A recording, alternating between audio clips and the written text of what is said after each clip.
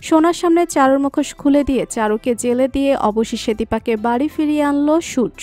হ্যাঁ বন্ধুরা, অনুরাগের ছোঁয়ার আগামী পর্বগুলোতে আমরা ঠিক এমনটাই দেখতে চলেছি। এতদিন থেকে চারুকে অন্যভাবে চিনত সূর্য, কিন্তু আজ তবলার মুখ থেকে যখনই সব সত্য জানতে পারল সূর্য, তখনই সূর্যের মাথাটা যেন ঘুরে গেল। সূর্য ভাবতেই পারছে না চারু এমন একটা কাজ করেছে। ভালো মানুষের মুখোশের আড়ালে চারুর এমন জঘন্য একটা রূপ লুকিয়ে আছে। আর এটা বুঝতে পেরে সূর্য সিদ্ধান্ত নেয় অনেক হয়েছে, আর নয়, এবার সে শোনার কথাও শুনবে না। চারু যে অন্যায়টা করেছে তার জন্য তো চারুকে শাস্তি পেতেই হবে। আর যে দীপা এত সাফার করলো সেই দীপাকে আর কষ্ট পেতে দেব না, এবার দীপাকেও বাড়ি ফিরিয়ে আনবো।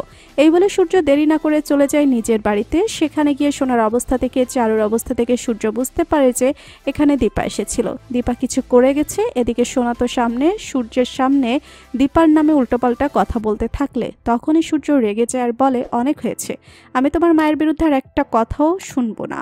তুমি জানো তোমার মায়ের আজকের এই অবস্থার জন্য কে দেয়? এই চারু দেয়। যে কথা শুনে তো সোনা বিশ্বাস করতে চায় না। এরপরেই সূর্য প্রমাণ সহ সোনাকে দেখিয়ে দেয় যে এই সব কিছু চারুই করেছে। চারুর জন্যই আজ তার মায়ের জীবনটা শেষ হয়ে গেছে। এদিকে চারু কোনো কিছু অস্বীকার করতে পারে না। চারু শুধু ক্ষমা চাইতে থাকে সোনার কাছে আর সূর্যের কাছে।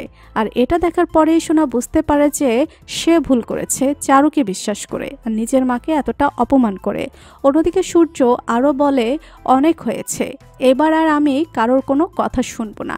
আমি দীপাকে ফিরিয়ে আনবো আমার জীবনে, তোমার জীবনে। তোমার মাকে তোমার মেনে নিতেই হবে। এদিকে সোনাও আর কোনো কথা বলতে পারে না, নিজের বাবার বিরুদ্ধেও যেতে পারে না। এরপরে সোনা নিজের ভুল বুঝতে পারে। অন্যদিকে ততক্ষণে তবলা পুলিশ নিয়ে আসে এবং চারুকে পুলিশে দিয়ে দেয়।